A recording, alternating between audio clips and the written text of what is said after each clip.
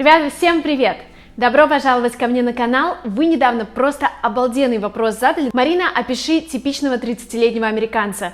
Как они живут, есть ли у них семья, есть ли дети, снимают ли или владеют своей недвижимостью. Это офигенный вопрос. И мне безумно интересно, насколько вот вообще американцы готовы там заводить семью в 30 лет, насколько они готовы покупать жилье. Поэтому я все поисследовала. Прикольные вопросы будут. Поэтому, если вам интересно, пожалуйста, продолжайте смотреть это видео.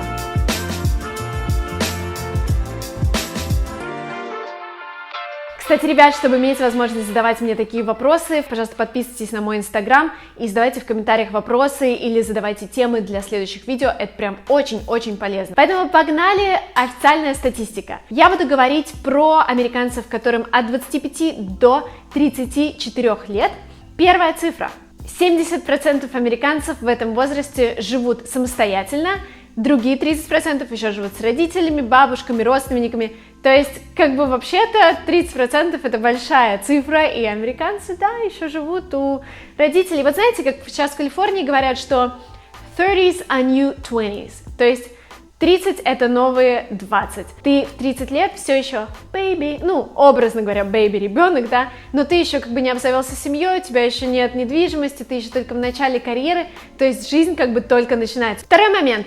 Средний доход американцев 39 тысяч долларов в этом возрасте, доход этот в год, понятно, что супер сильно размыт по Америке, в Сан-Франциско, например, намного больше, там в среднем там 100 тысяч, может быть, хороший специалист зарабатывает. Опять же, цифры очень разные от штата к штату, я говорю, что вот в Калифорнии 30 лет это бэйби, но, например, в какой-нибудь Аризоне или Нью-Мексико, там в 30 лет у тебя уже 5 детей будет. Абсолютно разные понятия в зависимости от географии, как я думаю, и у вас в странах. По поводу свадьбы, замужества, только 57% в возрасте от 25 до 34 лет имеют супруга или супругу.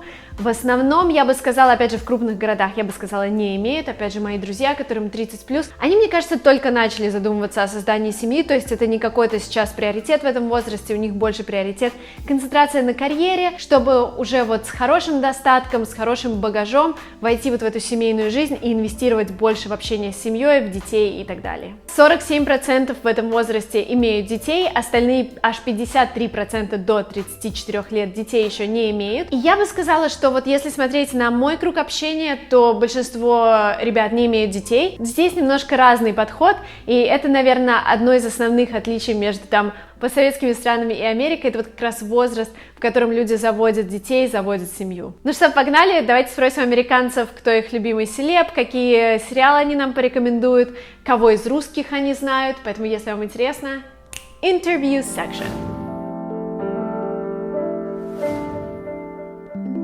Can you define success? What is success for you? Oh, success to me is having happiness in your life, family, career, activities, friends, love. So that's my definition. For me is balance. It's all about balance so that you can achieve what you want in both your personal and professional life. Success is doing things you're passionate about, that you love every single day of your life, and having an impact on the community around you. Building something that I can be proud of and my family can be proud of, that I can be happy with, get up in the morning, get excited to go to work and to be passionate about what I'm doing. Doing what I enjoy, helping others to succeed at what they're doing and define and realizing their definition of success. It would be helping others to achieve their success.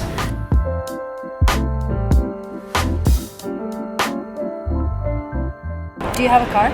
I do. So you drive your own car? Yes, I drive my own car. I do not have a car. Do you have a car? Yes. I have a car. Do you have a car? I do have a car. You need a car in LA.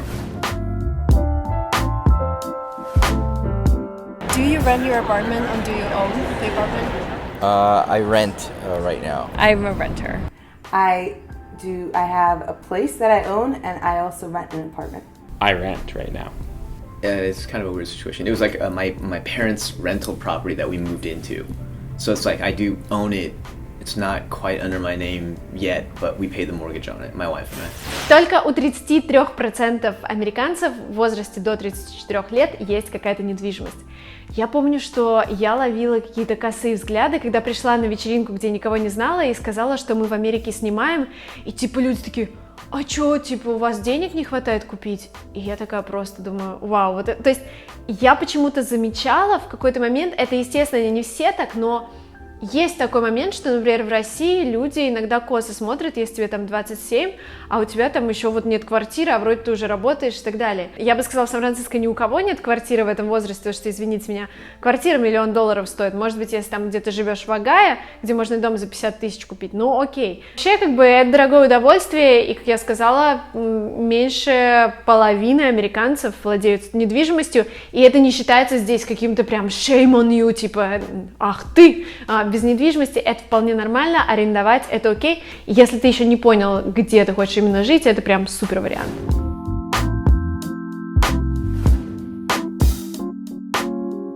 How often do you travel abroad? I travel abroad about once or twice a year. 2 to 3 times a year. I used to work abroad, so I used to travel abroad a lot more, but usually now my trips are for leisure, either family oriented or for myself to go to travel and visit somewhere new. I travel every other week, almost, but lately, once a month. Quite frequently. I've been to about 20 countries, mostly in Western Europe. I've been to Russia, St. Petersburg, and yep, like one of my favorite cities actually. And I've been to about 38 of the 50 states. For my job, since we recruit students from all around the world, I get to travel at least 3 times a year to different countries. What is the movie or TV show that everyone should see? I'm a huge Game of Thrones fan. I like Game of Thrones. Зима близко. Зима близко. The new one that I've been getting into is Stranger Things. It's more of a mini-series. One of my favorite movies is called Goodbye Lenin. So when I moved to the States, I used to watch Saved by the Bell. It's an oldie but goodie. Oh man. First movie that comes to my mind for whatever reason is The Godfather.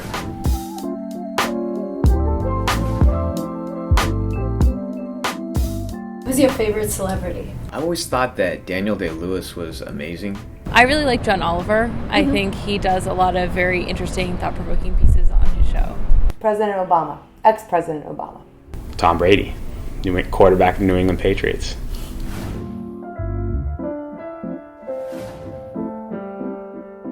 Where do you read news from?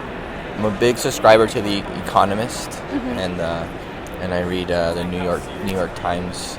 This is my main source of news because the TV is just unwatchable. On The Economist, or I actually listen to a lot of podcasts, so NPR is a big influencer for me. The Economist. Marina's blog. Read Economist. I love to read New York Times, New Yorker, Financial Times, Wall Street, Bloomberg, TechCrunch. I'll go to CNN a lot, like the Drudge Report and a couple other places, but I try to keep it balanced. I read a lot of online media, so Wall Street Journal, CNN, Fox. I try to get different opinions. Yahoo Finance is a big one for me, and then I read like on the blockchain side, like CoinDesk and some of those crypto websites.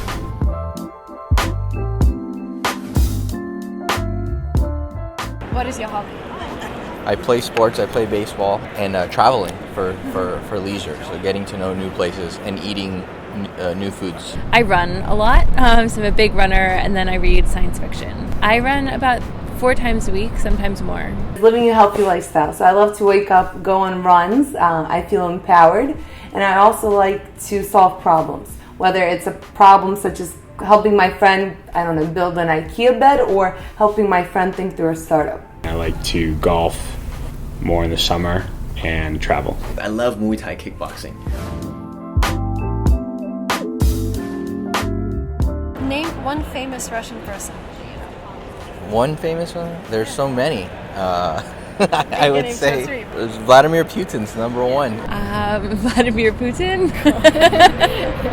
The first Russian person that comes to mind Putin, Vladimir Putin.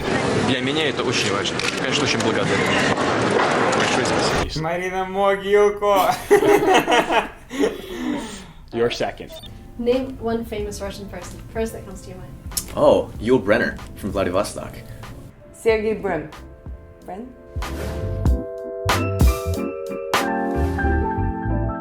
And Can you estimate your living expenses per month?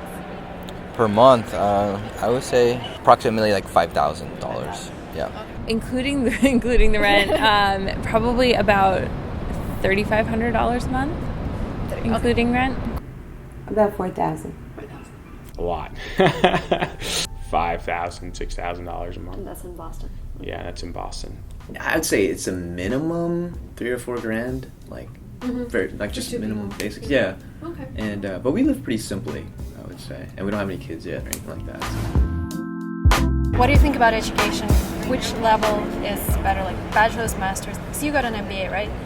I do have a graduate degree. I think education. I have a very I have a different opinion. It kind of depends. I'm more about follow what you want to do. So if you like to have a certain trait, if it's in construction, then you should follow that trait and become a craftsman.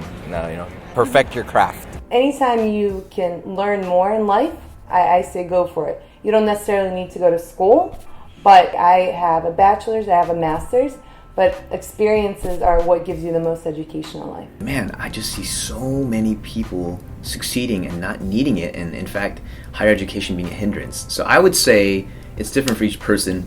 If you're going to something really academic like law or medicine, you need it. If you're going into anything entrepreneur or business related, I would say just go out there and grind and just figure it out as you go. I have my master's. I have a master's and I have an MBA in finance. Около 8% американцев, которым 30 плюс лет, еще учатся. Кстати, для многих программ 30 это вообще средний возраст, если мы берем MBA, да, управленческие программы, если мы берем PhD, если мы берем какие-то магистратуры, то обычно ребята делают бакалавр, потом какое-то время работают, потом дальше получают образование, поэтому ничего в этом страшного нет. И если вам 25, и вы считаете, что вы уже какой старый человек получать образование, подумайте, пожалуйста, что в 30 лет еще люди учатся и все окей. Так что учиться никогда не поздно. Ребят, я надеюсь, вам понравилось видео про американ. Кто знает, откуда слово «американе» и из какой песни, напишите внизу комментарий. И, пожалуйста, напишите внизу, что вас больше всего поразило в этом видео. То есть, какой такой показатель вас прямо вот типа «Вау, нифига себе». Очень интересно это знать, поэтому жду ваших комментариев. Внизу там под видео есть такая кнопочка красненькая, и если вы вдруг еще и не нажимали, нужно обязательно нажать, чтобы не пропустить мое следующее видео. И если вы еще в Инстаграме на меня не подписаны и хотите задать вопрос, не забудьте подписаться, Marina.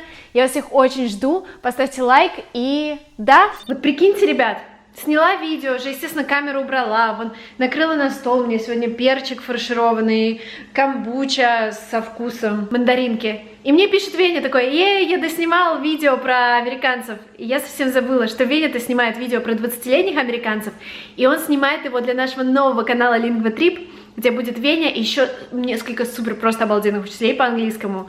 Поэтому вам нужно будет подписаться внизу, если вам интересно посмотреть то видео, чтобы его обязательно не пропустить. Все, теперь точно все. Встретимся в следующем видео, и, как говорят в Америке, have a good one. Пока!